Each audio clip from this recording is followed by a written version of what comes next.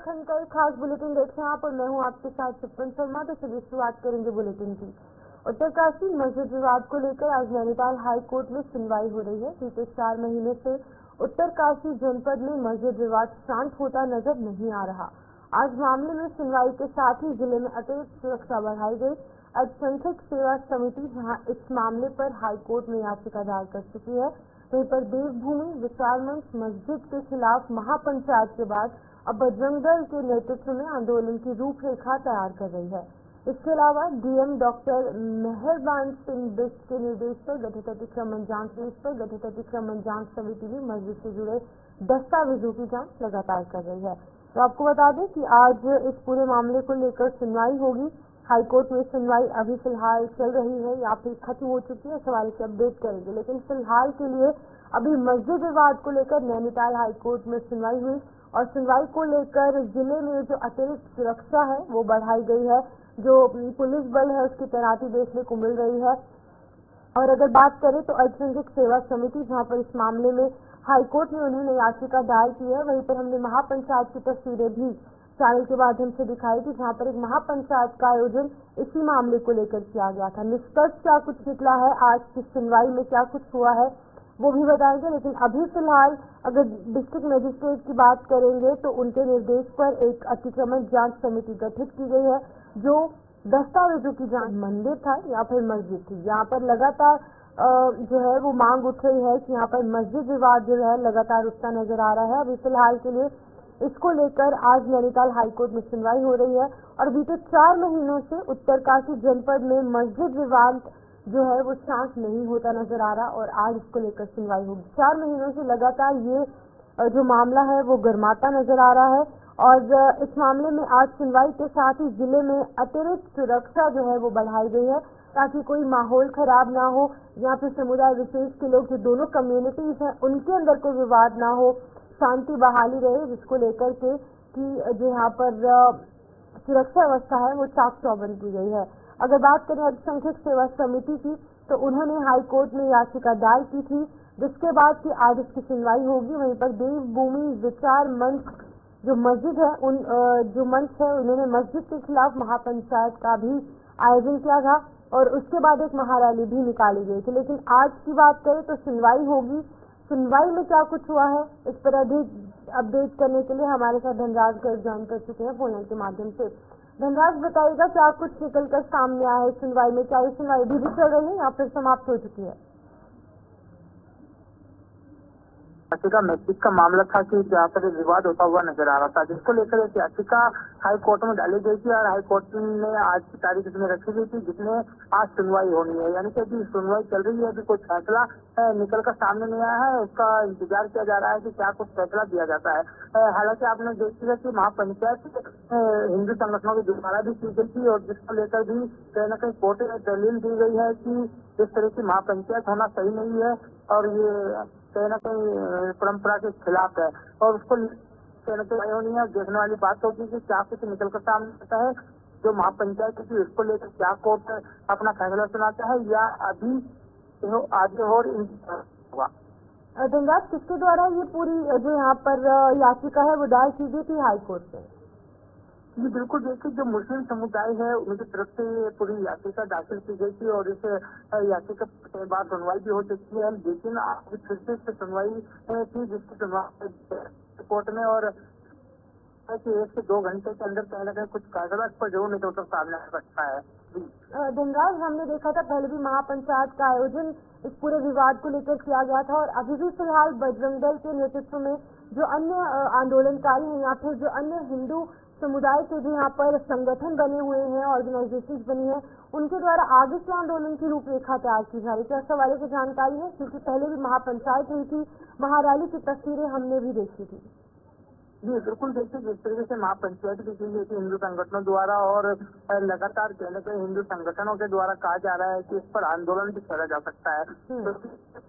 तो जो मस्जिद वहाँ पर है उसको अवैध ठहराते हुए कहीं न कहीं हिंदू संगठन उसकी जांच की मांग कर रहे हैं और उसको तोड़ने की मांग कर रहे हैं क्योंकि यदि अवैध निकलती है तो उसको लेकिन देखिएगा कि अभी जो पूरा मामला है वो कोर्ट में है, इस पर कुछ भी कहना मुश्किल होगा। लेकिन ये देखा जाए कि जो हिंदू संगठन के लोग हैं, उन्होंने भी कहीं ना कहीं चेतावनी दी है कि इसकी यदि पूरी जांच नहीं होती है तो एक हिंदू संगठन सभी हिंदू संगठन मिलकर कहीं ना कहीं एक आंदोलन करेंगे और इस तरह की जो अवैध मस्जिदें बनी हुई हैं उन पर कार्रवाई करने के लिए तमाम जो मुख्यमंत्री पुष्कर सिंह धामी हो या फिर कोर्ट में इस तरह की दलील जरूर रखेंगे जी। धनराज, जो डीएम के निर्देशन पर एक टीम गठित की गई है, अतिक्रमण जांच समिति यहाँ पर बनाई गई है, वो मस्जिद से जुड़े जो दस्तावेज हैं उनकी जांच करिए कि उस हवाले से क्या कुछ अपडेट है, क्या कुछ अभी जांच में क्या कुछ निकल कर सामने आया है? जी बिल्कुल, देखिए इस पूरे विवाद के बाद कहीं ना कहीं एक कमेटी जरूर बनाई गई है जिलाधिकारी के नेतृत्व में और वो कमेटी कहीं ना कहीं इसकी पूरी जांच कर रही है। पूरे कागजात मुस्लिम समुदाय से भी मांगे गए हैं कि वो अपने कागजात दिखाएं कि किस तरीके से वो वेद बता रहे हैं और इसकी अभी जांच चल ही रही है और जो इसकी जांच की रिपोर्ट जल्दी मुख्यमंत्री पुष्कर सिंह धामी तक भी पहुंचेगी और उसके बाद देखने वाली बात होगी कि जांच में क्या कुछ निकलकर सामने आता है और किस तरह की कार्रवाई इस मस्जिद पर की जाती है। ठीक है, आप बने रहिए हमारे साथ धनराज, अगली खबर पर भी आप सब देख लेंगे। आगे बढ़ जाएंगे जहाँ पर Uttarakhand state organ transplant committee का पुनर्गठन न होने से प्रदेश भर में 6 मरीजों का अंग प्रत्यारोपण रुक चुका है। इससे मरीजों की परेशानी बढ़ी हुई है। कमेटी की ओर से अनापत्ति प्रमाण पत्र जारी किया जाता है, इसके बाद ही अंग प्रत्यारोपण हो पाएगा। दून मेडिकल कॉलेज में वर्ष 2018 में गठित Uttarakhand state organ transplant committee का इस वर्ष जुलाई में कार्यकाल खत्म हुआ और इसके बाद विभागीय औपचारिकताएं पूरी न होने से अभी तक कमेटी का पुनर्गठन नहीं हो पाया। ऐसे में प्रदेश में अंग प्रत्यारोपण पूरी तरीके से ठप है और अधिकारियों के मुताबिक कमेटी में कुल 7 सदस्य होते हैं। इसमें 2 सदस्य दून मेडिकल कॉलेज, स्वास्थ्य सचिव, स्वास्थ्य महानिदेशक और 2 सदस्य इंडियन मेडिकल एसोसिएशन के होते हैं। तो यहाँ पर कहीं ना कहीं लोगों को दिक्कतें हो रही हैं क्योंकि ये जो पूरी ऑर्गेनाइजेशन है, जो कमेटी है, उसका कार्यकाल जुलाई महीने में खत्म हुआ था, लेकिन इतने महीने बीत जाने के बाद भी अभी तक फिर से इसका गठन नहीं हो पाया। इसकी वजह से लगभग 6 के करीब जो मरीज हैं उनका ऑर्गन ट्रांसप्लांटेशन जो है वो रुक चुका है। धनराज हमारे साथ फिर से जुड़ चुके हैं। धनराज, बताइएगा क्या कुछ लगता है कि क्यों कमेटी का गठन नहीं किया जा रहा, क्योंकि सीधे तौर पर लोगों को दिक्कतें पेश आ रही है? जी बिल्कुल, देखिए कहीं ना कहीं दून मेडिकल लगातार चर्चाओं में रहता है क्योंकि तमाम इस तरह की जो कहा जाए कि तमाम तरह की जो गतिविधियां हैं वो वहाँ पर होती रहती हैं और जिसके कारण कहीं ना कहीं हमेशा चर्चा में बना रहता है। और वहीं एक बार फिर कहीं ना कहीं दून मेडिकल कॉलेज चर्चाओं में है क्योंकि जो कमेटी है उसका गठन नहीं हुआ है और उसके गठन न होने के कारण कहीं ना कहीं मरीजों को काफी दिक्कतों का सामना करना पड़ रहा है क्योंकि जो देखा जाए कि जो ऑपरेशन में दिक्कतें हैं वो भी वहाँ पर आ रही है और तमाम जो बीमारियां हैं उनको लेकर भी कहीं ना कहीं दिक्कतों का सामना मरीजों को करना पड़ रहा है। उसको लेकर कहीं ना कहीं लगता है कि अब कमेटी यदि गठित नहीं हुई तो कहीं ना कहीं आगे भी मरीजों को 2-4 होना पड़ सकता है। जी धनराज, बताइएगा, जहाँ पर एक तरफ हेल्थ इंफ्रास्ट्रक्चर को बढ़ावा देने की बात आती है कि लोगों को स्वास्थ्य सुविधाएं जो है वो सही ढंग से पहुंचाई जाए, लेकिन वहीं पर इस तरीके की लापरवाही क्योंकि 6 मरीज जो है वो इस परेशानी से जूझ रहे हैं।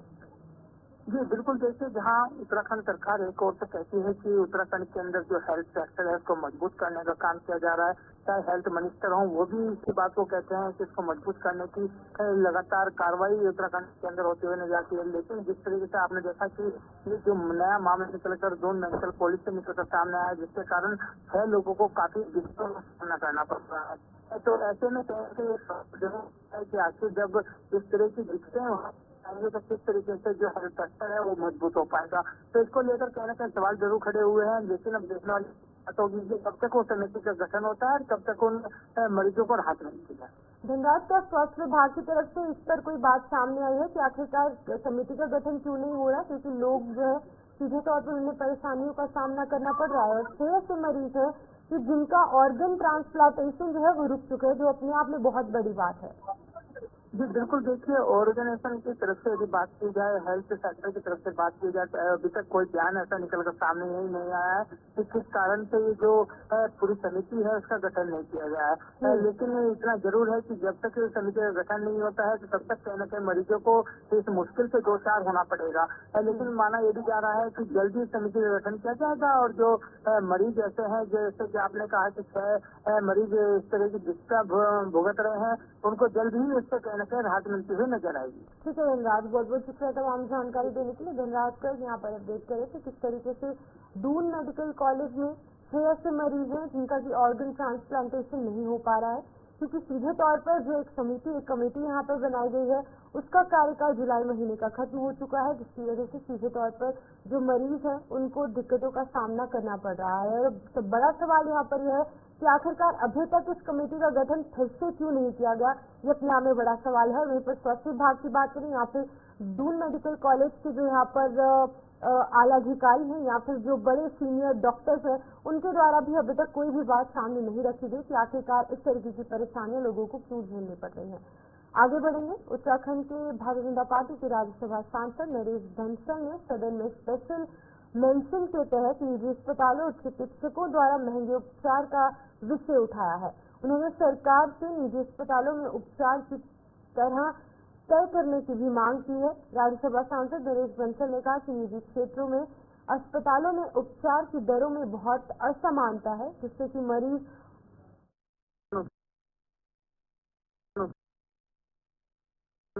इसके लिए कोई नियम अभी तक नहीं बने हैं। इसलिए उनकी सरकार से मांग है कि मरीजों को बेहतर उपचार की सुविधा मिल सके और इलाज की तरह काम हो, ऐसी व्यवस्था बनाई जाए। इसी प्रकार की demand to fix rates of various treatment and procedure in private hospitals for general public on the lines of CGHS। देश के निजी क्षेत्र के अस्पतालों की इलाज दरों में घोर असमानता है। निजी अस्पतालों में महंगे इलाज के एवज में बीमार व्यक्ति को भारी भरकम बिल चुकाना पड़ता है, जिससे उसकी आर्थिक स्थिति खराब हो जाती है।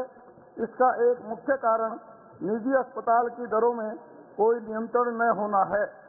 निजी अस्पताल मरीजों से इलाज के एवज में मनमाने तरीके से धनराशि वसूलते हैं।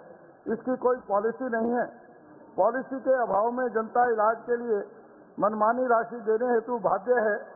प्रधानमंत्री जन आरोग्य योजना एवं आयुष्मान योजना इसमें मील का पत्थर साबित हुआ है, जिसने गरीबों को अच्छा इलाज और राहत दी है।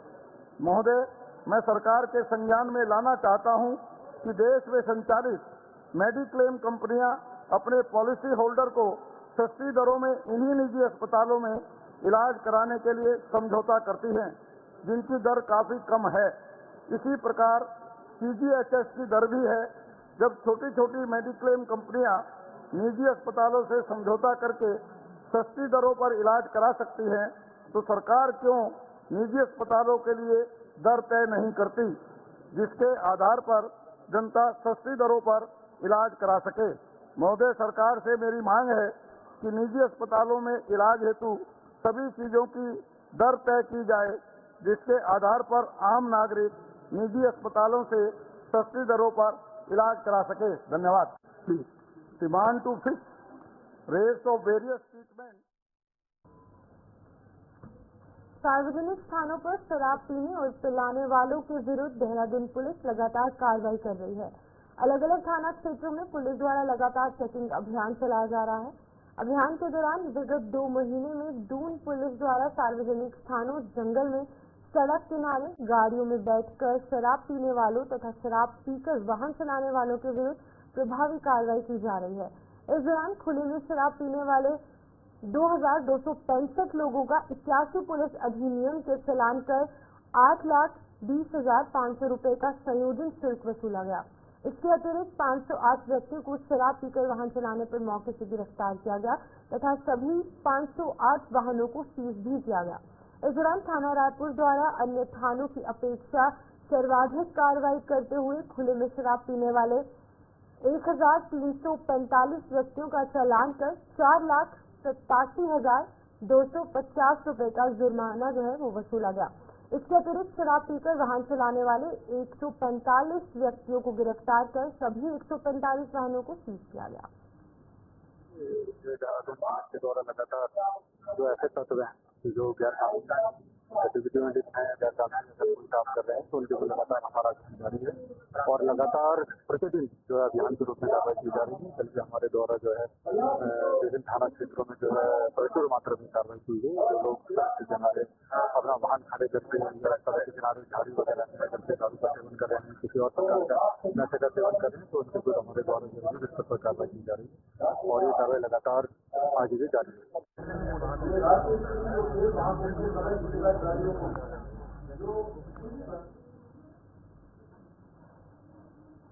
बारिश न होने की वजह से प्रदेश में सूखी ठंड के साथ प्रदूषण का बढ़ता ग्राफ आम जनता को परेशान कर रहा है, जिससे कि सांस संबंधित समस्याओं के साथ ही सर्दी जुकाम के मामले भी लगातार सामने आ रहे हैं।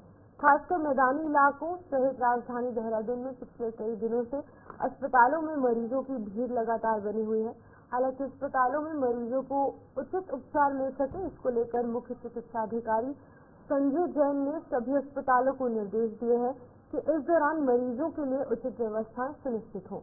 इसके साथ ही संजय जैन ने लोगों से भी अपील की कि अपने स्वास्थ्य के प्रति वो खास सावधानी बरतें, खासकर कि इन दिनों जब बदलते मौसम के साथ ही प्रदूषण की समस्या भी लगातार बढ़ रही है। ये तो बारिश नहीं हुई है और प्रदूषण भी थोड़ा सा बारिश न होने की वजह से बढ़ गया है और दिन के और रात के टेम्परेचर में काफी डिफरेंस है। ठंड का भी प्रकोप अपनी उत्तर नहीं आ पाया। इस वजह से इस समय फेफड़ों से संबंधित बीमारियों के लिए यह मौसम सबसे ज्यादा फेवरेबल रहता है, तो उसी से संबंधित मरीज अस्पतालों में आ रहे हैं। जैसी बारिश हो जाती है तो फिर दिन में भी यदि सर्दी बढ़ जाती है तो इन केसों में अपने आप को कई काफी कमी आ जाएगी।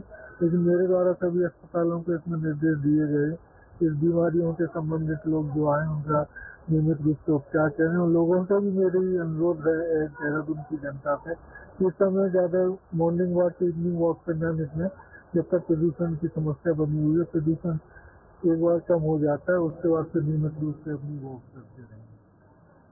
बीते दिन जिस तरीके से पुलिस लाइन के अंदर कांग्रेस के प्रदेश अध्यक्ष करण महारा और यूथ कांग्रेस के कार्यकर्ताओं ने उत्तरांचल प्रेस क्लब के द्वारा करवाए जा रहे पत्रकारों के फाइनल मार्च के दौरान पत्रकारों के साथ अभद्रता और हमला किया, इससे पूरे प्रदेश की राजनीति गर्मा गई है। एक तरफ कांग्रेस के जहां कल देहरादून के अंदर नशा नहीं नौकरी दो को लेकर सचिवालय घेराव किया, वहीं यूथ कांग्रेस के कई कार्यकर्ता नशे की हालत में पाए गए, जो पार्टी नशे को रोकने के लिए सचिवालय घेराव कर रही थी। उसी के कार्यकर्ता नशे में लिप्त थे और अब कांग्रेस प्रदेश अध्यक्ष करण महारा ने इसमें अपनी सफाई जारी करते हुए ठीकरा देहरादून पुलिस पर फोड़ा है। भारतीय जनता पार्टी के प्रदेश अध्यक्ष महेंद्र भट्ट ने चौथे स्तंभ पर बदतमीजी और अभद्रता को लेकर कहा है कि पत्रकारों पर जिस तरीके से हमला और अभद्रता कांग्रेस के कार्यकर्ताओं द्वारा की गई है, ये लोकतंत्र के लिए ठीक नहीं है। महेंद्र भट्ट ने कहा कि कांग्रेस को केदारनाथ हार के बाद अब हर व्यक्ति अपना विरोधी लगने लगा है। अब वो लोकतंत्र के स्तंभ को भी प्रताड़ित करने का काम कर रहे हैं। उन्होंने कहा कि मैं नैतिकता के आधार पर कांग्रेस के प्रदेश अध्यक्ष करण महारा से त्याग पत्र की मांग करता हूं। इस प्रकार का कृत्य करना जो है वो किसी को भी अधिकार नहीं देता और ये लोकतंत्र के लिए घातक है। दुर्भाग्यपूर्ण घटना देहरादून में हुई और जिसके लिए मैं पूरा दोष पुलिस प्रशासन को देता हूँ। हमेशा की तरह पुलिस गिरफ्तार करके मेरे को और मेरे साथियों को पुलिस लाइन ले गई और जैसा हमेशा होता था स्टेयर्स में बैठाया जाता था सीढ़ियों में और वहीं कार्रवाई होती थी।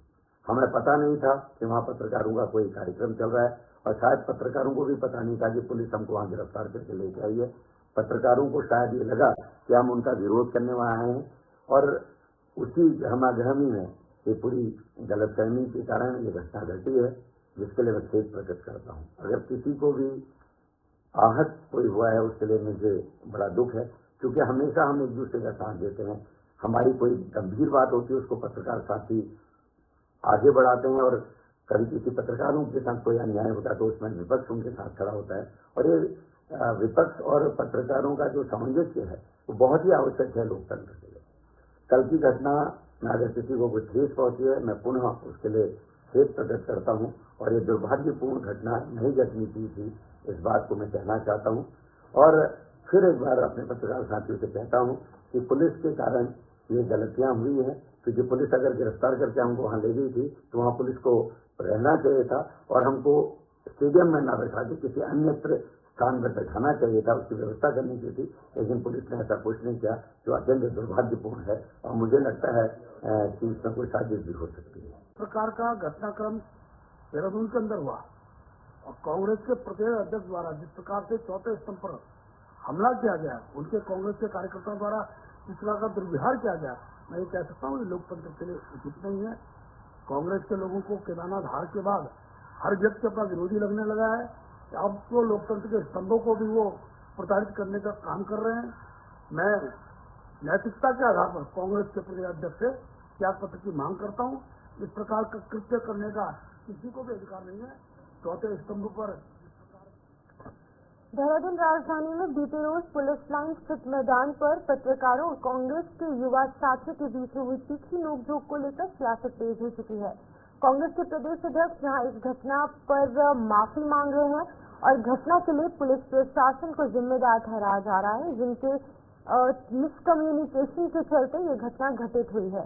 कांग्रेस प्रदेश अध्यक्ष माफी मांगते हुए कहते हैं कि अगर किसी की भावना आहत हुई है तो वो इसके लिए खेद प्रकट करते हैं, क्योंकि कांग्रेस कभी भी किसी व्यक्ति या फिर संस्था के साथ दुर्भावना से कार्य नहीं करती।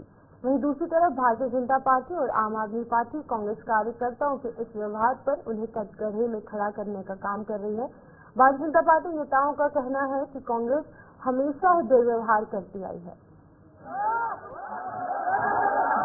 विनाश काले विपरीत बुद्धि, कांग्रेस की बुद्धि बिल्कुल भ्रष्ट हो चुकी है। आज हमारे देश का लोकतंत्र का जो चौथा स्तंभ है मीडिया, अगर उसके ऊपर हमला होता है पुलिस लाइन में, बहुत ही दुखद जो घटना आज घटी है। हमारे मीडिया के साथी जो अपना कार्यक्रम वहां पर कर रहे थे और कांग्रेस के जब लोगों को गिरफ्तार करके वहां ले जाया गया यूथ के और प्रदेश अध्यक्ष की रहनुमाई में, वो कांग्रेस की जो प्रदेश अध्यक्ष है उनकी रहनुमाई में आज युवक कांग्रेस ने जिस तरीके से सचिवालय पर कूच करने का काम किया, मुझे लगता है कि वो उस कार्यक्रम की विफलता थी जो वो इतना हताश और निराश थी और उसी निराशा में उन्होंने आज पत्रकारों के साथ जिस तरीके से अभद्रता करी, मुझे लगता है वो इसकी जितनी भी हमें निंदा करनी चाहिए, हमें करनी चाहिए, बहुत ही निंदनीय है। कांग्रेस को इस वक्त समझना चाहिए जो चारों तरफ से उनको हार मिल रही है, शायद उसी का कारण है कि आज वो इतने हताश हो चुके हैं कि हमारा जो चौथा स्तंभ मीडिया का है उसके ऊपर भी हमला करने से बाज नहीं आ रहे। तो कांग्रेस को ईश्वर सद्बुद्धि दे और जिस प्रकार से अध्यक्ष की रहनुमाई में उनके नेतृत्व में वहां पर हमला किया गया, आज उनके वरिष्ठ जन जो चुप्पी साधे हैं,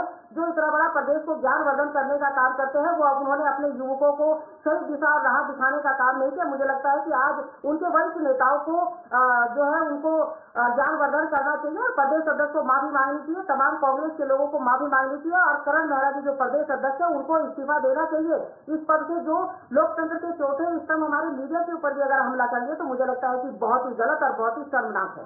कल जो घटना पुलिस लाइन में घटित हुई वो घटना बेहद दुख की बात है और राजनीतिक परिवेश से अगर देखा जाए तो इस प्रकार के कृत्यों का, इस प्रकार की घटनाओं का कड़ा विरोध किया जाना चाहिए।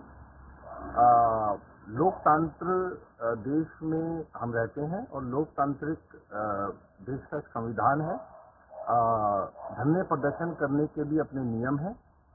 निश्चित तौर पर जो कल घटना घटित हुई और जिस प्रकार से इस पूरी घटना में पुलिस प्रशासन और एलआईयू की नाकामी सामने आई है, वो बेहद चिंताजनक है, अफसोसजनक है और उत्तराखंड प्रदेश के लिए दुख की बात भी है। साथ ही कांग्रेस के सदस्यों द्वारा जिस प्रकार का व्यवहार किया गया और जो व्यवहार सामने आया वो भी बेहद चिंताजनक है और उसकी कड़े शब्दों में निंदा भी की जानी चाहिए। मुझे लगता है कि इस हैदराबाद रेल मंडल में करीब 10 सालों के बाद ट्रेड यूनियन के चुनाव हो रहे हैं। 5 यूनियनों में से 35% से ज्यादा वोट पाने वाली यूनियन को सरकार द्वारा मान्यता दी जाएगी। चुनाव को लेकर ट्रेड यूनियनों से जुड़े कर्मचारियों में खासा उत्साह देखा जा रहा है। हरिद्वार रेलवे स्टेशन पर कड़ी सुरक्षा के बीच चुनाव करवाए जा रहे हैं। बैलेट पेपर से चुनाव करवाए जा रहे हैं और सीसीटीवी की सुरक्षा के साथ पुलिस बल भी तैनात की गई है। बता दें कि इस बार मुरादाबाद मंडल में 16,000 से ज्यादा कर्मचारी मुरादाबाद मंडल में ट्रेड यूनियनों का भविष्य तय करेंगे। इस वर्चस्व की जंग में वोटिंग कल 6 दिसंबर तक होगी और 12 दिसंबर को चुनाव परिणाम घोषित किए जाएंगे। लिहाजा हरिद्वार रेलवे स्टेशन पर रेलवे कर्मचारियों में भी खासा उत्साह देखा जा रहा है। इसमें ना तो कोई महामंत्री, ना कोई जनरल सेक्रेटरी, ना कोई नहीं चुना जाना है। इसमें केवल यूनियन चुनी जानी है कि नेगोशिएशन के लिए यूनियन कौन सी नेगोशिएशन करेगी। एक ही यूनियन को मान्यता प्राप्त होगी जो 35% प्लस वोट लेकर आएगी और हमें उम्मीद है कि हम 50% से ऊपर वोट लेकर आ रहे हैं। बाकी सारी 4 यूनियन उसी नीचे रह जाएंगी, हम 50 प्लस अपनी वोट लेकर आएंगे। हमारी जो यूनियन है, फिलहाल 5 यूनियनें मैदान में हैं और पूरे मुरादाबाद मंडल में 16,456 वोट हैं, जिनमें 50% से ज़्यादा मतदान कल हो चुका है। और आज का मतदान जो जिसका संबंध AIRF से है, all India railway men's federation से, ये 1924 की यूनियन है और अंग्रेजों से जब देश मुल्क आज़ाद हुआ था उससे पहले की यूनियन है। ये किसी पार्टी से रिलेटेड नहीं है, इसका किसी पार्टी से कोई संबंध नहीं है। इंडिपेंडेंट मजदूरों की यूनियन है जो प्योर मजदूरों के लिए काम करती है। मैं केवल इतना ही कहना चाहूँगा, 1960 में, 68 में, 72 में 3 बार स्ट्राइक हुई और सक्सेसफुल स्ट्राइक हुई। श्रीमती इंदिरा गांधी परेशान होगी तो उन्होंने कांग्रेस से संबंधित यूनियन इंटैक्ट से एफिलिएशन लेकर URMA को खड़ा किया। तो सरकार यूनियन इसलिए लाती है जिससे अपनी पॉलिसियों को आराम से इम्प्लीमेंट करें, और हम मजदूरों के खिलाफ होने वाली किसी पॉलिसी का विरोध करते हैं, क्योंकि हम किसी भी पॉलिसी। चलिए बुलेटिन में फिलहाल इतना ही। मुझे दीजिए इजाजत और आप बने रहिए गुलिस्तान न्यूज़ के साथ।